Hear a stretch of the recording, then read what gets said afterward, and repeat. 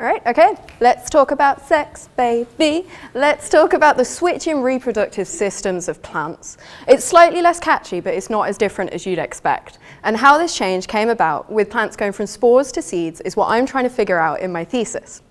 I'm doing this by looking at a gene family that we know is responsible for flowering and flowers. A gene family that first came about around 700 million years ago. But flowers didn't come onto the scene until around 130 million years ago, narrowly being beaten out by seeds at the 400 mark. Yet this gene family has largely been ignored in non-flowering plants, despite being present for literally hundreds of millions of years.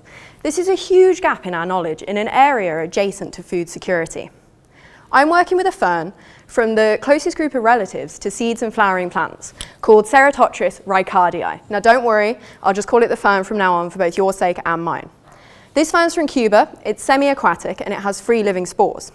These spores take up quite a substantial time in the life cycle of these plants. For example, this fern's babies spend around 6 weeks traveling waterways, or in this case a petri dish, trying to find their counterpart or simply self-fertilizing. When you compare this to what came after with your seeds and your flowers, or even you with your sperm and your eggs, they barely get a look in during your 70 odd years of life. Work with this fern is new and thin on the ground, and that's largely due to its long lifespan of 8 months. Now to put that into context, model species that are chosen for lab work typically live between a day and 8 weeks. This is to ensure that projects keep moving forwards and are continuously generating data.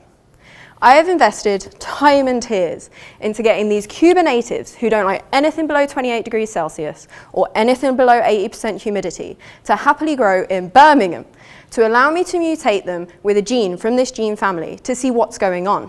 It's my hope that by categorizing these flowering genes in this non-flowering fern, I can see what is going on and how this change came about. Because we know when it happened, it was around 400 million years ago.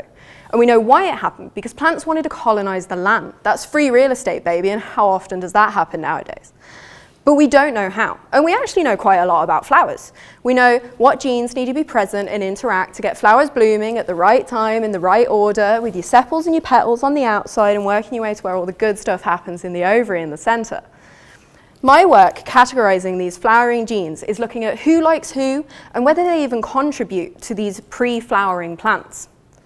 And with just how reliant humanity is on seeds and flowering plants, think your wheat, your rice, your apples, anything you had for breakfast this morning, basically. We need to figure out how this reproductive system switch came about to build a better food security in the future. Thank you.